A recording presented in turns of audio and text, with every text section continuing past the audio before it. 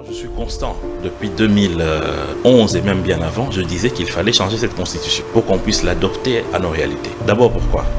Parce qu'il faut se rendre compte que cette constitution, qui a été une constitution post-conflit, a été taillée dans la mesure où il fallait nécessairement mettre en place un système qui pouvait permettre à ce qu'on puisse sortir du marasme qui nous avait conduit d'abord de la dictature, ensuite dans une période de guerre et dans une période qu'on peut appeler de cohabitation.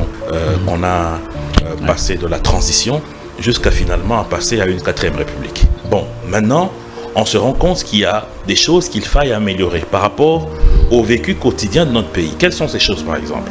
Notamment, les Congolais aujourd'hui se disent qu'il faille nécessairement régler la question de la souveraineté de l'État en ce qui concerne le sol et le sous-sol, qui doivent revenir dans l'ancien terme selon la loi Bakangela pour dire c'est une appartenance de l'État. Deuxièmement, d'autres problèmes liés à la gouvernance. Aujourd'hui, par exemple, nous avons des sérieux problèmes économiques, nous avons un sérieux problème de besoin en termes d'infrastructure, en termes de développement. Nous ne pouvons pas continuer à nous offrir des élections fastes alors que nous avons des sérieux problèmes économiques. Nous ne pouvons pas avoir un budget qui n'a pas encore atteint les 20 milliards et consacrer près de 2 milliards pour le processus électoral chaque 5 ans. Il est donc important de réfléchir à une intelligence qui permettrait à ce que nous puissions amoindrir le coût des élections. Et cet amoindrissement du coût peut s'accompagner avec les possibilités de la gestion des conflits post-électoraux. Comment ça ? Aujourd'hui, par exemple, nous avons une très grande nation avec des réels problèmes d'infrastructure qui ont comme conséquence la logistique difficile des scrutins. Donc si demain nous réfléchissons à une possibilité où les élections deviennent indirectes, comme à l'époque du président Kasavubu en 1960, nous pourrons à ce moment-là réduire le coût des élections parce qu'il y aura une phase qui va être amoindrie en termes de fonds. Rappelez-vous, en 2011, lorsque nous sommes passés de 2 tours à un seul tour, c'était pour des raisons économiques. Et il y a eu des économies qui ont été faites parce que nous sommes passés de 2 tours à 1 tour. Parce que nous avons déjà passé près de 3 cycles avec ça. Ça n'a pas eu de mauvaises conséquences. Donc réfléchir à tout ça, moi ça m'étonne que les gens viennent dire que vous n'avez pas droit à réfléchir sur ça. Il y a même d'autres qui disent donne-nous d'abord de l'eau, donne-nous d'abord du pain avant de nous donner la constitution. Mais à un moment il faut réfléchir. Les choses ne vont pas de pair. Il y a une réalité de la gestion de la vie quotidienne qui est ténue par le gouvernement, mais il y a une autre chose, c'est la réalité politique, où nous avons une loi fondamentale que nous sommes appelés à mettre en branle pour que ça puisse correspondre à nos aspirations d'aujourd'hui. Je pense que cette façon subjective de parler d'un débat ou de discuter sur un débat a toujours fait reculer l'intelligence des gens. Rappelez-vous qu'en 2006, il y a eu des gens qui ont dit ne votez pas cette constitution parce que vous êtes en train de donner le pouvoir à Joseph Kabila. À chaque fois, l'individualisation des choses, dans ce moment-là, parce que c'est porté par des émotions, ça n'emmène à rien du tout. Mais plus tard, on se rend compte que c'était important. Comme en 2006, c'était important d'avoir cette constitution qu'on a aujourd'hui, que tout le monde défend.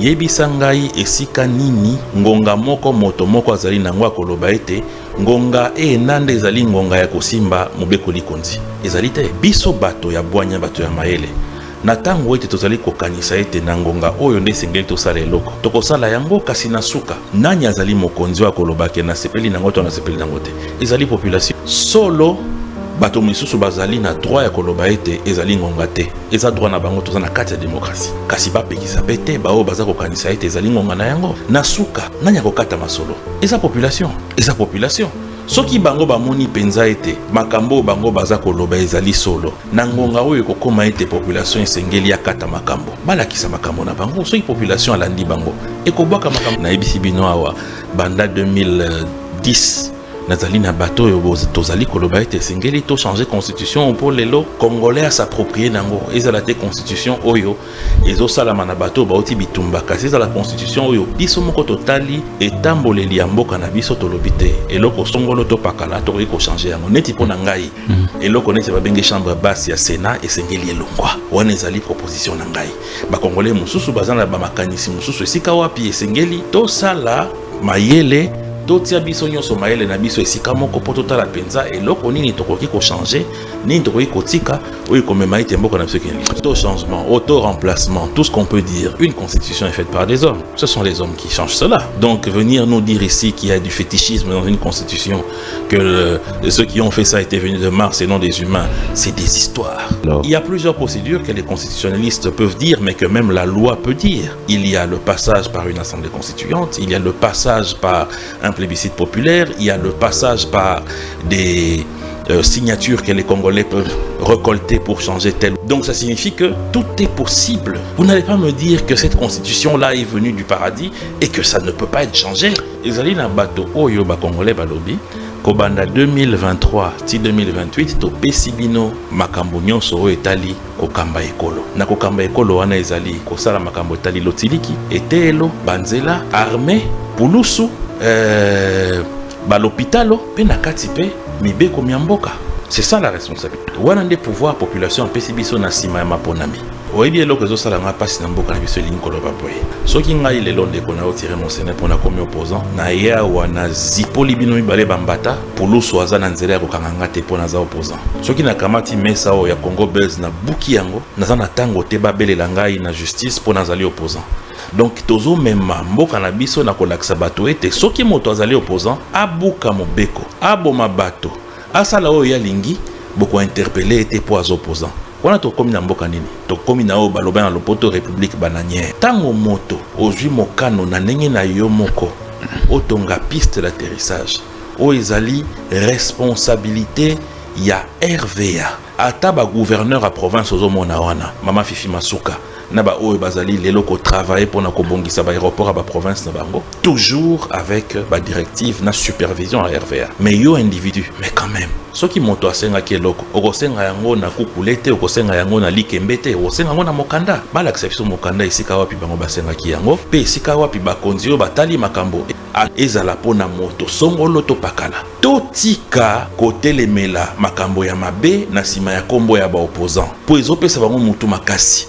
Mutu makasi ya nini? Ya koleka na baitando ike o lelo tokomi na ba TikTok na ba WhatsApp akobanda kofinga o banda songi asuki ti sa sapato po ebiete bapanzi sango misusu bakoloba ete soki bakangi ye état de droit ekufi po ya azali opposant. Loko azali opposant azana nzela ya kofinga tata bato mama ya bato ti ya kosenga ete ba Congolais bapanzana ndakisa ya ndeko na biso set kikuni nyonso wana esengeli totelemela yango. Justice ezali pona ba Congolaise na ba Congolais ozala opposant ozala moto ya majorité ozala monganga ozala soda ya mpiko kombo na yo liboso ya justice ozali justiciable.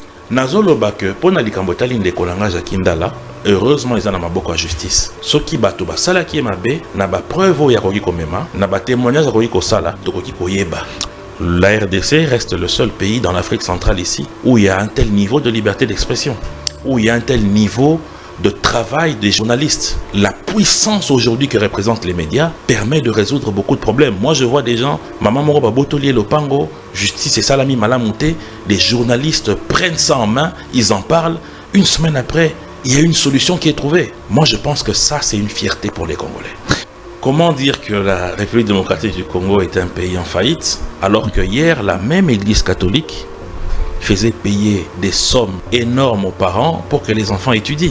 D'abord à l'époque du maréchal Mobutu c'était en francs belges, ensuite c'était en dollars. Moi j'ai étudié dans une école catholique où du primaire jusqu'en terminale vous payez des frais, mais je vous dis que ce n'était pas de la blague. Ce n'était pas de la blague. Mais aujourd'hui, ces mêmes écoles fonctionnent avec l'appui de l'État. Aucune d'entre elles n'est fermée. Ces mêmes écoles enregistrent un taux d'inscription des élèves plus élevé que les années écoulées grâce à la gratuité de l'enseignement. Les enseignants de ces écoles sont mieux soutenus par l'État que hier. Leur système de retraite est mieux soutenu par l'État que hier. Et vous dites que c'est un État en faillite. Tout ne va pas bien, mais tout va mieux. Je vous donne seulement 3 choses. Première chose, parlons en termes de chiffres. Les Nations Unies ont mis en place un système pour avoir de manière chiffrée, pour que les gens ne parlent pas en l'air, pour aller dire que non, le pays est en faillite. Non, il y a des indicateurs scientifiques qui sont aujourd'hui enregistrés qu'on appelle l'indice de développement humain. On prend en compte quoi? On prend en compte le taux de scolarité, l'accès aux services sociaux de base et l'âge, c'est-à-dire l'espérance de vie. Aujourd'hui, les Congolais, sous Félix Tshisekedi, ont gagné plus de 6 points en termes d'indice de développement humain. Deuxièmement, l'accès à la scolarité. Aujourd'hui, l'accès à la scolarité sur les 6 ans qui viennent de passer a augmenté à plus de 25%. Kutu musika te na libota oyo yanga moko oyo baza na mboka misusu baza na kisasa awa oyo bazalaki na pasi ya kokende kelasi esengeleki biso nyonso na libota tosangisa mabenga po ete bana ye na bakende kelasi lelo baokende ofele gratuité nga nazoloba ngo boye te eza solo. Quatrièmement, c'est par rapport à l'accompagnement que l'État donne pour les services sociaux de base. Aujourd'hui, l'État se bat pour que la gratuité de la maternité soit effective. Ça a déjà commencé. Moi-même qui vous parle, je suis responsable d'un centre de santé à Bumbu où on applique la gratuité de la maternité. Ce n'est pas un slogan. L'amélioration, oui, nous avons le droit de l'exiger. Mais lorsqu'on est en début d'une révolution, il faut l'appuyer. J'ai observé la politique sécuritaire du chef de l'État en ce qui concerne l'Est et je peux vous dire que cette politique se résume sur 3 points. Et c'est une politique très intelligente. Pourquoi je le dis? Lorsque quelqu'un vous provoque, il espère quoi? Il espère qu'il y ait une réaction émotionnelle de votre part. Parce que la réaction émotionnelle vous transforme comme quand on était enfant, on avait l'habitude de couper la tête des poules dans notre basse-cour pour les préparer le jour de Noël ou de bonne année. Vous voyez que la poule court dans tous les sens parce qu'il n'a plus sa tête. C'est ça le choc émotionnel. Maintenant, l'ennemi s'attend à ce que vous puissiez réagir émotionnellement pour que vous puissiez tomber dans son piège. Maintenant, les 3 points de président Félix Tshisekedi sont lesquels? C'est premièrement avoir une intelligence émotionnelle. C'est-à-dire, ça vous permet d'éviter de réagir selon ce qu'attend votre adversaire. Qui, depuis 1994, 95, 96, a utilisé la même méthode pour montrer au monde entier que le Congo était en réalité un pays instable, qui abritait les bandits des FDLR, qui déstabilisait la région, qui n'était pas géré, et ainsi de suite. Cette intelligence émotionnelle du président Félix a permis à ce que de manière froide, qu'on puisse mieux étudier la question pour demander quel est l'objectif de M. Paul Kagame. Et ça a permis quoi, ce premier point de l'intelligence émotionnelle? 1. De dire ouvertement que c'est M. Paul Kagame, le violeur, le déstabilisateur de notre pays. Deuxièmement, ça a permis aujourd'hui à ce que nous puissions passer au deuxième point que j'ai analysé. Ce deuxième point, je peux vous dire que ça se décline par rapport à un adage où on dit celui qui veut se venger, il creuse 2 tombes, c'est-à-dire le sien et de celui qu'il veut tuer. L'intelligence de cet adage, c'est quoi? C'est qu'en réalité, lorsque vous vous vengez de manière émotionnelle, vous tombez aussi bas que votre adversaire et vous réagissez comme lui. Et vous tombez dans son piège. Il nous a imposé son rythme en termes de brassage pour nous faire entrer ses ennemis, ses acolytes dans nos rangs. En termes de nous imposer les calendriers de dialogue et consorts, c'est que cette fois-ci nous avons évité. Ce qui nous emmène à un 3e point qui veut dire en ce moment-là, vous allez maintenant réagir de manière intelligente en travaillant sur vous-même. Et quel est ce travail sur nous-mêmes que le président Félix a pu faire grâce à l'intelligence émotionnelle qu'il a maîtrisée? 1. En redynamisant l'armée. Aujourd'hui, il y a des troupes qui sont en train d'être préparées et notre armée continue de recruter. 2. En donnant plus de moyens à l'armée grâce à la loi de programmation militaire. 3. En travaillant sur la diplomatie interne en Afrique et externe en Occident et en Asie. La conséquence, c'est quoi? C'est que votre adversaire qui ne voyait pas que vous allez réagir de la sorte, il prend peur et il panique et il fait des erreurs. Aujourd'hui, vous apprenez qu'il y a plus de 300 officiers rwandais qui sont chassés de l'armée. Pour la première fois, on voit M. Paul Kagame passer à la télé lui-même pour insulter les gens. Il s'est mis à insulter notre chef de l'État, à insulter les Congolais, ce qu'on n'a jamais vu avant. Pour la première fois, nous voyons aujourd'hui la situation économique du Rwanda est en train de péricliter parce que la plupart des bailleurs de fonds ont fermé les robinets. Le problème, c'est qu'il faut éviter d'utiliser les mêmes schémas lorsque vous voyez que ça produit les mêmes effets. Aujourd'hui, il faut en finir une fois pour toutes avec M. Kagame. Parce que ceux qui ont été conduits par l'émotion nous ont conduits dans les mêmes schémas en 98, en 97, en 98, en 2001, en 2003. En 2011, en 2012, les mêmes schémas. Et ça a produit quoi? La déstabilisation de l'Est, les infiltrés dans notre armée, la déstabilisation de notre pays. Et aujourd'hui, cette intelligence du chef de l'État est appuyée par les Congolais. Ce qui fait que nous sommes aujourd'hui dans une posture qui nous permette de pouvoir décider de ce qui peut être fait par rapport à l'Est de notre pays. Parce que nous en avons les moyens logistiques, militaires, mais aussi diplomatiques, notamment avec le processus de Luanda, où le chef de l'État a dit « donnons la chance à ce processus ». Pourquoi? Parce que justement, votre ennemi n'a rien à craindre. Aujourd'hui, le Rwanda n'a rien à perdre à Bunagana. Si vous lancez des bombes, à Attends, à la limite, il perd 4000 personnes, il s'en fout d'eux. Pourquoi ne pas permettre au chef de l'État de vider les options qui sont sur la table aujourd'hui? Et c'est le processus de Luanda. Si ça peut nous éviter à ce que nos compatriotes meurent, parce que le premier souci du président de la République, ce n'est pas de pouvoir protéger M. Kagame, c'est parmi les premiers ennemis de notre pays, mais c'est plutôt de protéger les Congolais. Mais finalement, lorsqu'on lui a démontré, même les Tutsis qui sont ici chez nous, nos frères, on dit non, M. Kagame, on ne vous a jamais demandé de parler pour nous, nous ne sommes pas martyrisés ici. Il a changé de thèse. Il a changé de thèse. Finalement, il revient sur sa thèse des fameuses FDLR. Donc vous voyez que quelqu'un n'est pas conséquent. Et pas plus tard qu'il y a une semaine, son ancien ministre de la Défense, je ne sais pas s'il est toujours ministre de la Défense ou son ancien James Kabarebe dit non, il y a des frontières qui ont été mal tracées. À l'époque de la Première Guerre mondiale, nous on était une colonie allemande et que finalement lorsque l'Allemagne a perdu avec nous, les Belges ont mal coupé les territoires. Voilà. Donc chaque jour, c'est une invention comme ça. C'est là que l'on montre qu'on a affaire à une bande d'aventuriers qui ne savent pas ce qu'ils veulent. Mokonzi mboka azope sa chance ya suka na paix pona la kisibino ete tina na ezali kobatela bomoyata ya congolais moko toza na tina dialogue te po eloko ezali motuya pona biso nyonso ezali Congo na ngonga o ezali na tata moko azali kolinga kokata eteni ya Congo pa komisango ya ye na moment oyo mutu moko azali ko violer ba mama na biso baleki na biso abasi ala kotinda bato na eba boma bana mike na ba mitute na liboka toza na tina dialogue te toza mbala moko na tina ya unité na otopesa bino ndakisa ya Ukraine bomoni dialogue kuna pona nini biso tolinga kama masengi nya mike mike pona kokoma na eloko ezali important pona mboka na biso toza na besoin de ya unité c'est un dialogue unité autour du Congo.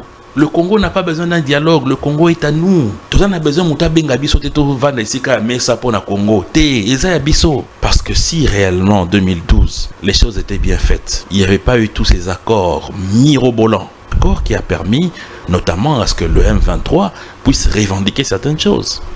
Nous n'en serions pas là. Et c'est la faute à tous ceux qui ont permis à ce mouvement ne pas être écrasé et qui ont permis à Kagame de continuer à manipuler certains Congolais. Ngai nazali na makoki ya koloba soki eza bongo to soki eza bongo te na kosenga na justice ekoka kolandela makambo wana ya moto nyonso azali na sima ya makambo ezali kotinda mboka na biso na etumbu po ete batia ye minyololo ezala azalaki ancien ezala azali sikoyo congolais lambda esengeli justice na service à sécurité balandela moto nyonso oyo azali kopactize na monguna ya mboka na biso.